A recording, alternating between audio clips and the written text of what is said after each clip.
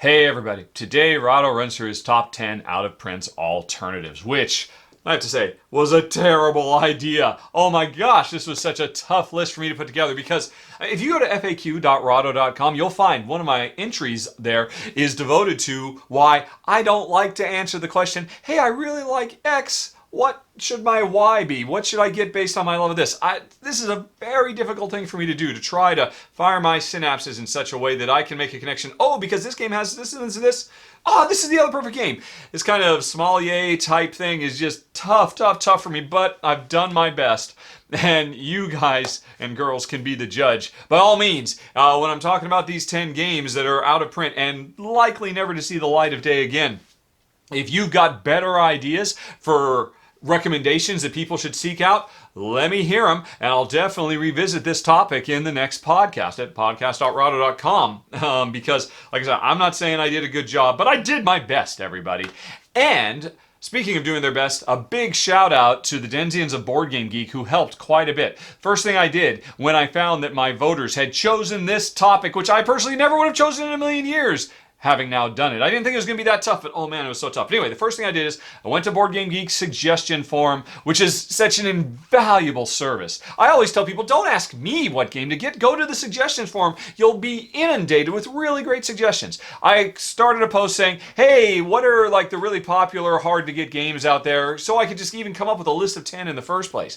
And I got so many great suggestions. Thanks so much, again, to everybody who helped out. Now, as it turns out, probably 9 out of every 10 suggestions that were made, I know those games are coming back in print. I mean, there's scuttlebutt about it, or there's been announcements about it, or I've heard behind the scenes stuff about it. So I know so many of them are in fact coming back. But still, from those suggestions and some other stuff I had thought of myself, I've got 10 games I'm about to talk about. And in each one of these cases, I've taken my best guess as to what you should seek out instead if you're not willing to pay the premium. Because, of course, if you're willing to pay, you can get any of these games. Just go to the Board Game Geek marketplace. All games are available. It's just a matter of, putting that cheddar on the table. So, if you don't want to do that and you want something similar that's a little bit more readily available, well, let's get going with number 10 on the list, the Palaces of Kirara. Which, I have to admit, I almost didn't put this on the list because, folks, I know it's never going to get printed again. Apparently there was some big snafu between publishers, and Z-Man has now been bought out by Asmodee, and they're not interested in it, but they still got the rights to it, and it's just been... And Z-Man never did a very big English printing of this game in the first place. It had a very, very tiny print run. In fact, for a long time, I personally was the only source of the English rules. People would have to download it from my own OneDrive account because Z-Man never even published the rules. It was crazy. But if you want Palaces of Kirara, it's not that hard to get. Just go to Amazon.de, the German version of Amazon, and you can find copies at reasonable prices because this is a game that is 100% language independent. You just got to download the English rules, which finally, after years of trying, I got permissions from somebody at Asmodee to be able to publish to Board Game Geek. Anyway. Sorry, that's beside the point. Still, you don't want to go to Amazon.de and order it or find it in any European shop because it's pretty readily available over there. What do you want to get instead? Well, there's nothing like it out there. And, this is going to be a repeated refrain on my part that I just had such a hard time coming up with. What captures the spirit of this? What does the things that make this so special, but in different ways, because these games are all so unique. And what I've come up with as the replacement is Isle of Skye, which is, at first glance, maybe an odd pairing. And I know there's probably going to be some suggestions out there that people will say, well, no, this is the obvious no-brainer. Because, the big thing about Isle of Skye is that its core mechanism is radically different. There's no spinning wheel that determines the value of the building materials you need to get to be able to build these palaces all around Carrara, which is what you do in the original game. Instead, you're doing this whole price setting game where players determine what are the value of these tiles that we can use to build. At the end of the day, you're still building stuff. You're still getting resources and spending those resources to build stuff to achieve certain objectives. So they both have that in common. The price of the resources you need, in Isle of Skye, the tiles themselves, as opposed to, the different colored bricks in Carrara, I think there's a little bit of overlap there because the price is so often determined by your opponents. In Palaces of Kirara, it's a little bit more, roundabout because, as I buy things, the other things get cheaper for you. Here, it's that, the cost of things to you is based on me because I actually set the prices. So they do kind of the same thing in a different way. There's a bit of a stretch there, but I'll tell you a reason why I actually put the two together. The thing that they have in common is the radically variable in-game objective selection. Every time you play either of these games, there's going to be a random set of cards drawn that tells you this time you play, these are the ways you score points. And that's going to make this feel very, very different than the last time you played. Both games do it, and I love it to pieces. So, both games, you're trying to build things and, trying to target a completely different set of objectives. And, and hey, they're both tile layers, right? Okay, like I said, maybe a tenuous connection, but it works for me. So, I'm going to recommend Isle of Skye. But, folks, tell me where I'm wrong. For number 10, Palaces of Kirara. Now, moving on to number 9. Let's talk about Rococo, which is such a brilliant little deck builder, I guess, or really kind of more of a hand builder than anything else, where players are competing to make dresses and use those dresses as a tool to exert their influence in the royal court. So, when I was thinking about what to make a connection here, my first thought is, the hand building stuff. Over the course of the game, you get a bigger and bigger hand of cards, and these cards have kind of multi-use companions. There's a lot of games that do that in similar ways, but ultimately, again, I'm going off the deep end in a completely different direction. I'm going to recommend, if you're really interested in Rococo, if you really like Rococo but can't get it, maybe check out Kanban. And here is the connection, folks. Stay with me. Both of these games, what really ties them together for me is more than anything else, they are about actually making things. A lot of times, for a lot of Euros, your whole goal is to make victory points, and by exerting influence with the court or whatever it might be. But still, all I'm trying to do is points. In both these games, no, I'm actually trying to make things. I have to gather resources, I have to take actions, I have to make sure everything comes together so I can make a specific thing. And now, there's a lot of games out there like that. But after I've made the thing, I then have to use the thing to best effect. Both games, whether you're making dresses in Rococo or cars in Kanban, have that in common. And I think that really binds them together, at least in my mind, the way I think. There's a nice overlap there. Now, again, radically different gameplay. I mean, Kanban is a worker placement game where you just have one worker, you. As opposed to Rococo, where you've got a hand of cards that represent all your employees that can do different things. But really, every turn, in Rococo, you're playing one card. It's one of your employees that tells you what you do. In Kanban, you're just moving your personal worker to a specific place to tell you what to do. I think in the end, those both kind of come out the same, particularly because in both games, once you choose something to do, there's different things you can do, there's multiple steps you can take, and the other thing, both of these games are very complex. I would say Rococo is lighter than Kanban, but Kanban is a really great next step. If you ever liked Rococo, Kanban might scratch that same really complex itch. Now, I know some people say Kanban is too complex, it's too crazy, brain-burning, exploding. I don't think that's true. And it's interesting, Kanban just got a second edition reprinting that it's the same game, but they have made a new version of the board that kind of makes it a little bit easier to follow the flow between all the different departments and actions you can do, the way the different resources come together to make cars in myriad different ways.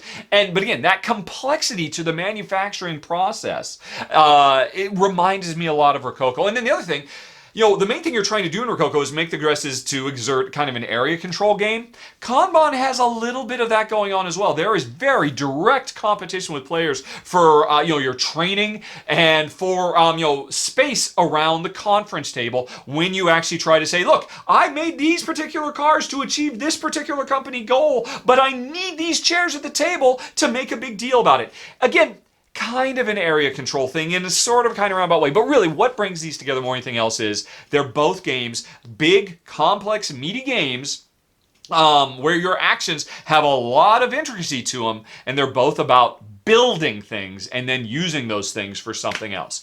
I think they're both great, and so that's why for number 9, I bring Rococo and I add Kanban. Now let's talk about number 8. Fjords, which, this is so sad that, again, it's impossible to find. The designer died a few years ago.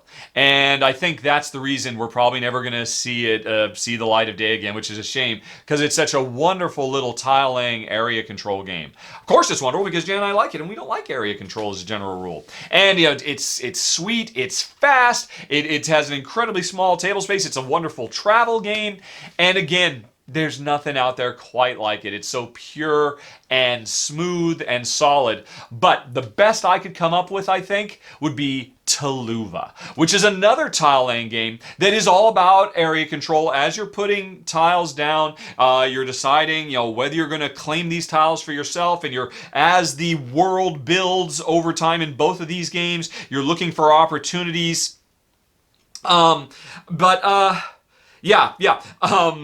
Yeah, sure, Fjords has the two halves of the game. Taluva doesn't have anything quite like that. Maybe the games have more separating them than in common. I mean, certainly Taluva is interesting because it's actually a 3D game where the tiles tack on top of each other and the board gets bigger and bigger and bigger, and the different types of buildings have different, there's literally different types of buildings with different rules related to them, whereas Fjords is so clean and pure and simple. But still, I couldn't think of anything else that, if I couldn't play Fjords, but I wanted that experience that I have, that would make sense. So, I'm going to suggest Taluva, which just got, I think, a big, lavish 4th edition reprint, so it's pretty readily available.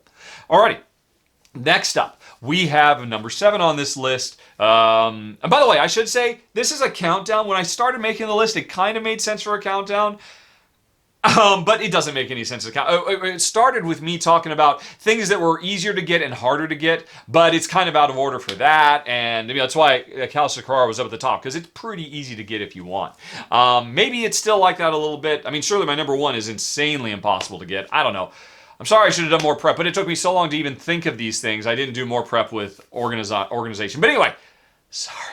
Number 7 is Space Hulk Death Angel, which, I don't know, maybe I shouldn't put on the list because this is one that a lot of people aren't really clamoring for. I don't believe anybody mentioned it on that Board Game Geek thread that I started. But I put it on here myself because, hey, for the longest time it was in my top 10 games of all time, and it's still in my top 20, maybe my top 30. I have to check to see where it is, but I still absolutely adore this game. It's a cooperative tactical skirmish combat game, set on a aliens-esque derelict ship where, the bugs are coming out of the walls and we're a bunch of space marines trying to fight them off on a nearly impossible task. I mean, the game is super challenging and super fun, and again, it's really unique with its whole kind of the way that your Marines line up in a queue, and it's all about positioning, but it's not about how you position, because your Marines don't move through the world, they are the world. And the bad guys, the bugs, orbit around the Marines. And you have to anticipate where they're going to go and try to get the Marines in the right spot so you can get in their way or get out of their way to keep the really important ones alive. Very cool game, and a healthy dollop of dice rolling, which I have to admit is my least favorite part, but hey, if we're talking about a game where the bad guys orbit around you, and there's a lot of dice rolling, and it's an incredibly punishing, tough, challenging co-op, I gotta bring up, as an alternative, Apocalypse Chaos, which, maybe I shouldn't recommend this because, hey, this is another game that's out of print. But I looked it up online. I went to BoardGamePrices.com, which is an amazing resource, by the way. If you've never been there, check it out, especially if you're in America. But it works actually pretty well for Europe also. BoardGamePrices.com. I looked it up. It's easy to get Apocalypse Chaos right now. It's a language-independent game, so if it's not available in your language, just download the rules off of Board Game Geek, etc., etc. And this game is just awesome. And again, it's those 2 tenets. Incredibly tough, challenging, science fiction, endless wave of bad guys co-op game, and the world rotates around you. You don't travel the world comes to you, and it does it in a radically different way. And in some ways, I like Apocalypse Chaos better because this is not a roll to resolve. You don't just put your guys in the right position, then roll the dice and hope you hit the bad guys, and hope the bad guys don't hit you. Instead, you roll your dice at the beginning of the round, and then you use those dice to determine how you're going to deploy your characters you're trying to keep alive. Knowing full well, because you can see exactly what those bad guys are going to do, whether they're going to go clockwise or counterclockwise as they circle around us. Both great, great games, and I think this one makes a lot of sense. Hopefully I won't get much pushback on this one, but we'll see. You let me know. For number 7, Space Hulk Death Angel morphs into Apocalypse Chaos. Then let's go on to number 6, Ginkgopolis. Oh, man, folks. I know for a long time, for several years now, there's been this undercurrent of hope that finally Ginkgopolis will get a reprint. And, there's lots of rumors about it. But I looked it up, I followed, and one of the guys from Pearl, Sebastian Dujardin, posted, I think it was only a few months ago, sorry, we thought we were maybe going to get it published, but there just wasn't enough interest from our partners. It's not happening. It's not happening, folks. Ginkgopolis is not coming back. I'm so sorry. Again, you can get it if you're willing to pay, but if you're not, what should you get instead? Oh man, this is such a crazy, unique combination of mechanisms. It's so brilliant with the card drafting and the tile laying. It's a communal tile laying thing where you expand outwards or upwards, and it's, all driven by a very strong, very ever-present area control game. Players end up getting special powers, and they earn more and more of them over the course of the game. So much going on. Nothing can touch it.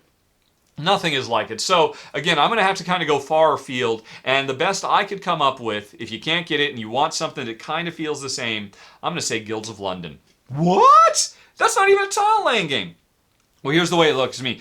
Guilds of London kind of feels like Ginkgopolis after the city has been built. In Ginkgopolis, based on the cards I play every round, the city's going to expand, and then we are going to, as we're building it, we're also putting our mark on it to indicate that yes, this was me, I built this thing, and I'm trying to go for these area control things.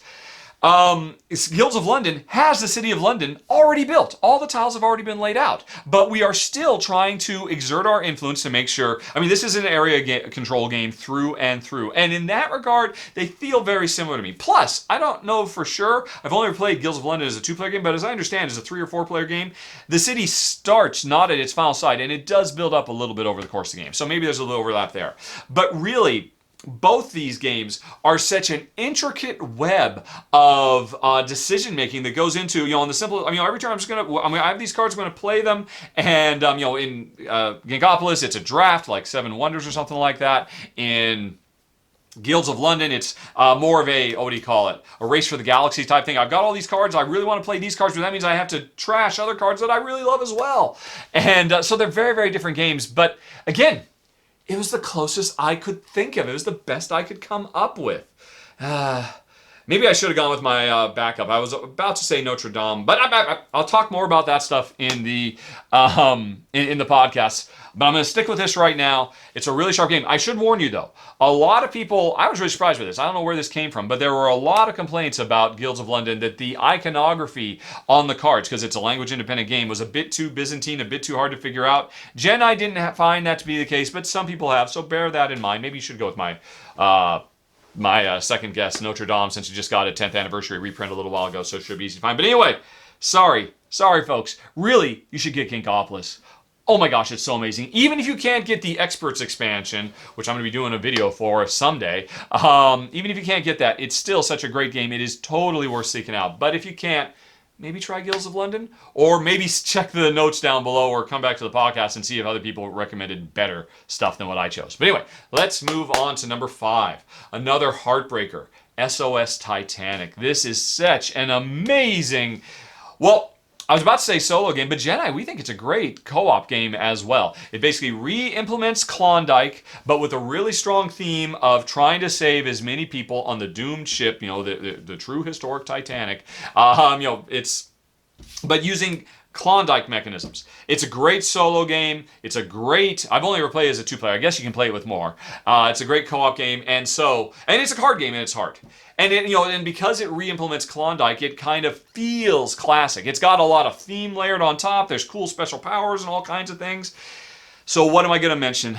Well, I'm not happy about this, but it seems to me the most obvious choice. So in this case, I'm just going to go, after a couple of really crazy out of left field things I'm sure people won't agree with, I think a lot of people will agree with my alternative, Onirim, which is a very cool solo co-op game that, by the way, you can play it cooperative if you want, but it's really designed to be solo, same as SOS Titanic, and it has a classic feel. It feels like a game that's been around for hundreds of years, and they just put this theme on top of it of, oh, trying to navigate a dreamscape and, wake yourself up by getting the keys to doors and stuff like that. I can imagine this game without too much tweaking, playing with just a regular deck of cards, and while SOS Titanic had so much wonderful replayability with all the different character powers you've got, Onirim has a lot of replayability with all the different variants that come in the box.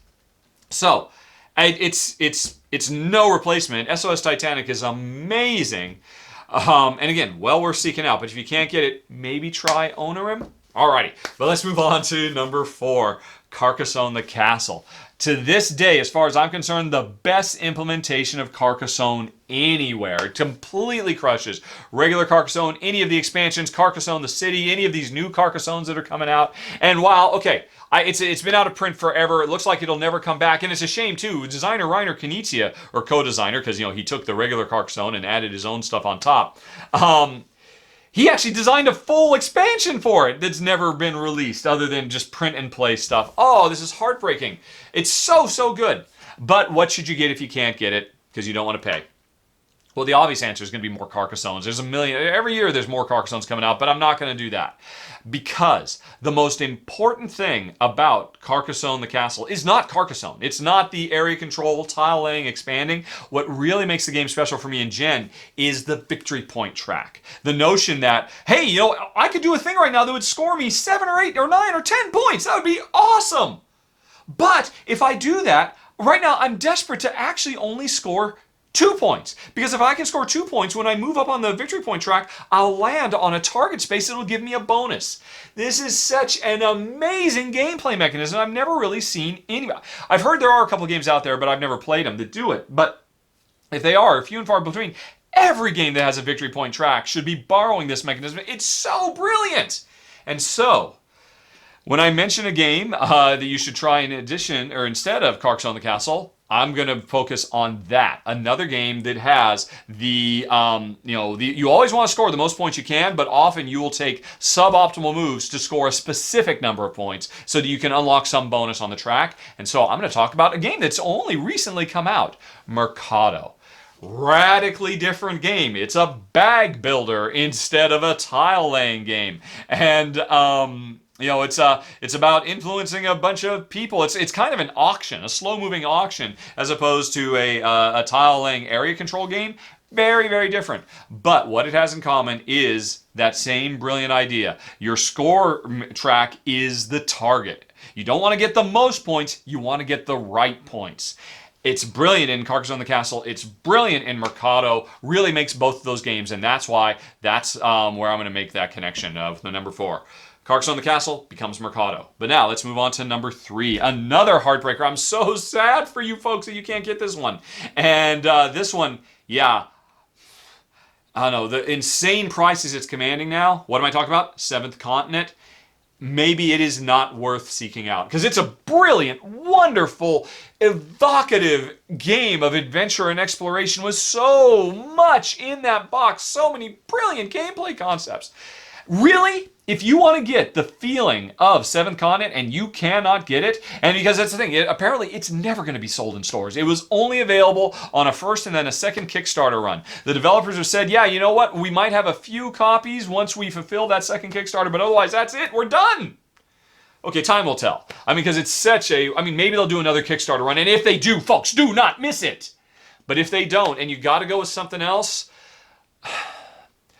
play a video game. There are so many great video games. That's what Seventh Continent does. It captures the Fallout, Morrowind, open world, go wherever you want, do whatever you want, watch the game and the story evolve right in front of you feel. And save your progress whenever you feel like and pick up wherever you left off, play a short session, play a long session. Seventh Continent is so brilliant because it brings some of these core conceits that video gamers take for granted and converts them into a real tactile physical presence on the table. It's brilliant. Nothing else does it. So what am I going to suggest? I'm going to suggest Arkham Horror, the card game. Because There are a lot of other exploration games. I thought a lot about, different games where you lay tiles and slowly over the course of a session, you explore a world and you find secrets and you have nice strategic stuff. There's a lot of games that do that.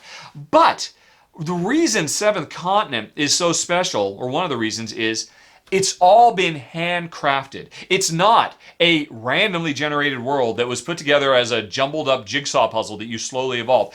You can feel the love and attention to detail, the stories that the developers have woven into this world when you play Seventh Continent. And so, any game that I recommend to try and capture that feeling cannot be a randomly generated world. It has to be a world where the developers have done it with a story they want to tell you. And I think Arkham Horror Card Game does that really well. It still has that sense of exploration and laying more and more stuff out and seeing more and more of the world, and it has a ton of expansion. So Seventh Continent had a ton of stuff, and you can play and explore different parts of the world, and it feels like a cohesive whole. Arkham Horror Card Game does kind of the same thing in a different way. Now, granted, they're very different games. They're both adventure exploration games. Seventh Continent doesn't really focus so much on the combat like Arkham Horror Card Game does. But there's no perfect match, but like I said, that sense of as you play through the adventure in either of these games, you feel the guiding hand of the designer. You know this was something that was created by a human being for you. It's not a randomly algorithmically driven experience. It's a humanly driven experience, and that's what makes them so special. And Seventh Continent, you can throw hundreds of hours into it. You can do the same with Arkham Horror Card Game if you're willing to continue to buy expansions, or go on Board Game Geek into the variant section. And there's so many wonderfully homebrewed adventures. When I did my run-through, I did a run-through video of one of them to give you an idea. But anyway, that's the best I could come up with. I had some other ideas, but they were even more far out, so I'm sticking with it. Seventh Continent equals Arkham Horror the Card Game. Then, on to number 2. Again, you know what? Maybe this is a list of heartbreakingness. Yeah, the longer it goes, the more heartbreaking it gets, because I feel so bad for you folks that you cannot get my number 2, Walnut Grove. I don't understand why. But I do know it's not coming back because, again, this is another case where, publishers changed hands, the new publisher doesn't care, etc. I think that's the case. I'm pretty sure. Maybe I'm getting them mixed up, but there's been ample opportunity and it's never coming. I don't think it's ever coming. Walnut Grove is such a cool Carcassonne-esque tile laying game mixed with a rondelle style game. And again, there are tile layers out there. There are rondelle games out there. I couldn't quite come up with something that's a perfect fit. Certainly, the Little House on a Prairie theme, the American West was a very, very evocative element. It's got this harvesting element to convert the goods in town via the rondelle. But there's one thing that really stands out with me is the heart and soul of Walnut Grove. And it's not the tile laying. It's not the rondelle. It's not the special powers. It's none of that stuff. It's the feeding. Walnut Grove, you have to feed your people at the end of every year. And if I recall, I think the game takes place over 4 years. So you have 4 feeding stations. And this game is harsh and brutal and unforgiving. And if you do not get the food to feed your people, you will suffer greatly. So you're under an incredible amount of pressure to put all these different jigsaw puzzles together to try to hit that target. Make sure when the day comes, because it's coming, you can see it. It's right there on the calendar. If I don't have the resources, I'm going to hurt. So, what did I bring up instead? Fields of Green. Which again, very different game. It's cards. It's a card drafting game. And there's kind of a tile laying thing because you are, like Walnut Grove, building up fields. Fields that you harvest, because you're a farmer, basically, in both of these games. So hooray for thematic overlap. Is that the first time I've done it? I think it is. Oh, all right, so you're farmers in both games. Both games have you, doing a jigsaw puzzle of trying to put the right cards or tiles next to each other to maximize the yield and output. Yes, Walnut Grove has a rondelle, while Fields of Green has, card drafting. So that's very, very different, but there's overlap. But again, the most important overlap is Fields of Green. I think there's 3 years in Fields of Green as opposed to 4, but at the end of every year, you've got to be prepared because when it comes to harvest, if you do not have the resources you need to take care of the system you have built up, in Walnut Grove, you have to literally feed the workers that you have hired to work your fields. In Fields of Green, you have to feed the fields. You have to provide enough water Water is the premium in this game. You've got to make sure you've got enough water to all the different fields so you get the yield out of them, because you don't use them, you lose them. And that's so painful, in the same way that it is so painful if you're not ready for winter in fields or in Walnut Grove. So for me, I was actually, probably more than any of these other ones, I was really happy about this connect. I think these two really work well together. If you can't get Walnut Grove, and you weren't going there for Little House on the Prairie, you're going there for farming and really tough, restrictive, will beat you down type stuff, you might want to check out Field of Green, another brilliant game. But now, let's talk about our number one, the saddest of the saddest tales. Of course, folks, of course, it's Glory to Rome. And yeah, I've talked with several different publishers about this, and everybody has gone to the rights holder of Glory to Rome and said, please, let us republish this. We'll work with you. We'll cut you in. It'll be great. And he just keeps saying no, no, no, no. For years now, people have wanted it, and apparently he's just never going to do it, and that's a shame, because it is one of the best multi-use card, maybe it's probably the best multi-use card game on the market, bar none. It's so brilliant. It's so sharp. It's so out of the box, quirky with the systems that it uses. And the obvious answer to give here is, if you can't get Glory to Rome, and it makes sense if you can't, shame if you can't, I'm sorry you can't, I would suggest doing it anyway, pay the premiums, but if you can't, Carl Chuddick himself, the designer of Glory to Rome, he's actually revisited the formulas in several of his other games. I'm not going to recommend those because none of them hold a candle. They're all good little games. They do things in different ways. There's also been other games out there that said, oh, Glory to Rome's never coming out? Okay, well, we'll take that same gameplay and we'll put it in a different theme. And those are nice too, but I'm not talking about those. Because, again, they're all good, but none of them are as good as Glory to Rome. So I tried to think of a game that feels like Glory to Rome and is as good as Glory to Rome, and so I came up with Granja, which is a very different game. Make no mistake, Glory to Rome, it's just about the cards, just using the cards in several different ways. When you take a card, you basically tuck it under your board to reveal only the left, the right, the top, or the bottom, because every card has 4 potential uses, or more, depending on how things evolve over the course of the game. That's the beating heart and soul of Glory to Rome. There are other games that have done this, but nobody does it as well as Glory to Rome if they're just trying to be a pure engine-building, resource management card game. There's a lot of them out there. I'm not suggesting those. I'm suggesting Lagron because it does the same thing. The cards you get in your hand, you can tuck them to the left, the right, the top, or the bottom, which means every card is really 4 cards. And that core central thing drives a radically different game. It's a hugely different game with a million things going on, an area control thing in the market, and a dice drafting element, and just tons and tons of stuff. It's a crazy kitchen sink game, but it's brilliant. And I absolutely adore it. And it's interesting, the developers, the designers of Granja, they came right out and said it in the rule book. I forget exactly what games they referenced, but they definitely said, we took inspiration from Carl Chuddick's Glory to Rome. We love that system so much, we doff our cap, we salute him, and we brought it into our game. And I think that's been the secret sauce. And even Carl's other games have been missing, just trying to recapture the glory of Glory to Rome. Granja doesn't do that. Granja takes it and builds it and does something different. And that's why it's the one I recommend. And that's it, folks. Top 10 recommendations for out-of-print games. Was I crazy? I told you right up front this was crazy, right? But again, tell me how crazy I am. And again, we'll revisit this in the next podcast. And otherwise, I'm going to say thanks very much for watching. Have a very nice day. Talk to you later. So long. Bye-bye.